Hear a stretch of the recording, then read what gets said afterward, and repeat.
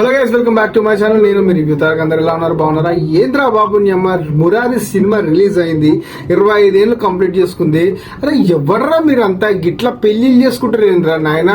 అరే అది మరీ ఓవర్ అనిపించట్లేదా? సరే, ఆ థియేటర్లకు అక్షంతలు తీసుకుపోయి వేసిర్రు, హ్యాపీ, అందరికి నచ్చిన సినిమానే. మురారి అంటేనే మహేష్ బాబు గారి కెరియర్ లో స్టార్డమ్ వచ్చిన మూవీ ఏదైనా ఉంది అంటే మురారి. అప్పటి వరకు చాలా మట్టుకు ఫ్యాన్ బేస్ ఫాలో లేకుండే, ఎందుకంటే అది తీసుకున్న రాజకుమారులో కృష్ణ గారు ఉండే, దాని తర్వాత వంశీలో కృష్ణ గారు ఉండే, ఇంకొక సోకాల్డ్ సినిమా కూడా కృష్ణ గారు ఉండే. దాని తర్వాత కరెక్ట్ కొట్టింది ఏదన్నా మహేష్ బాబు గారి కెరియర్ లో డెబ్యూ హిట్ ఏమైనా ఉందంటే అది మురారి. టోటల్ గా అది ఇండస్ట్రీని ఆ రోజుల్లో షేక్ చేసిన సినిమా. దాంతో పాటు అండర్ గ్రౌండ్ వాటర్ లో ఫైట్ మినిమం 25 minutes ఆ 15 minutes ఉంటుంది. ఆ రోజులలో అది ఒక సంచలనం, అండర్ గ్రౌండ్ ఫైట్ అనేది. అంటే ఇప్పుడున్న టెక్నాలజీ ప్రకారం వాటర్ ప్రూఫ్ కెమెరాస్ తీసుకుని అయితే ఖచ్చితంగా తీస్తారు, కానీ ఆ రోజులలో కృష్ణవంశీ గారు క్రియేటివ్ హెడ్ గా, ఇంకోటి ఆ ఫైట్ డిజైన్ చేసిన విధానం కూడా చాలా బాగుంటది. దానికి తోడు మనీష్ శర్మ బీజియం ఉంటది, విజిల్ తో వచ్చేది.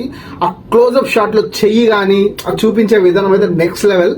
నిజంగా ఆ రోజులలో అది చాలా హిట్. ఇక అది మినహాయిస్తే ఈ సినిమా ద్వారా, మురారి సినిమా ద్వారా ఎన్ని చిన్న సినిమాలు దెబ్బతిన్నాయంటే నార్మల్ గా దెబ్బతినలేదు.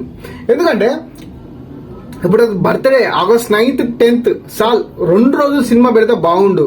ఎందుకంటే బుక్ మై షోలో మీరు చూడండి, ఇప్పుడు చూడండి, ఏదైనా దో దిన్ కా సుల్తాన్ బంతా హై అన్నట్టు సినిమా మొత్తం మనం చూసుకుంటే ఫస్ట్ డే సెకండ్ డే తప్ప, first day second day only major part booking అయిన ఏంటంటే దేవి థియేటర్ లో, సుదర్శన్ థియేటర్ లో, సంధ్యా థియేటర్ లో. ఈ మెయిన్ థియేటర్ కు ఉన్న క్రేజ్ వేరే దాంట్లో ఉండదండి, ఖచ్చితంగా చెప్తున్నా. వేరే దాంట్లో అంతగానం క్రేజ్ ఉండదు, అంతగానం ఆక్యుపై అయితే కాలేదు. ఖచ్చితంగా చెప్తున్నా, ఆక్యుపై అయితే కాలేదు. నేను సినిమాకి వెళ్ళాను, నేను చూశాను, ఫస్ట్ డే చూశాను సినిమా. నేను చూసింది సుదర్శన్ లో చూశాను, ఫుల్ ఆక్యుపెన్సీ నిండిపోయింది. దాని తర్వాత నేను ఉప్పల్లో మళ్ళీ నేను చూశాను, రాజలక్ష్మి థియేటర్ లో అంత లేదు. ఇక ఎందుకు ఈ సినిమా వల్ల వేరే సినిమా దెబ్బతిన్నాయంటే ఖచ్చితంగా అండి, ఎందుకంటే లారీ చాప్టర్ 1 ఏదైతే సినిమా ఉందో, నిజంగా అది మనలాంటి ఒక చిన్న కామన్ మ్యాన్, ఒక యూట్యూబర్ బయటకు వచ్చి ఒక సినిమా తీసిండు, థియేటర్లు బ్లాక్ చేసుకుని మరి చేసిన సినిమా. ఈ సినిమా వల్ల టోటల్ గా అది మొత్తం లేకుండా వెళ్ళిపోయింది. సినిమా థియేటర్లోనే లేకుండా వెళ్ళిపోయింది. ఫర్ సపోజ్ ఒకవేళ ఈ మురారి సినిమా 2 రోజులు 3 రోజులు ఉంటే 9th 10th 11th వరకు ఉంటే బాగుండు.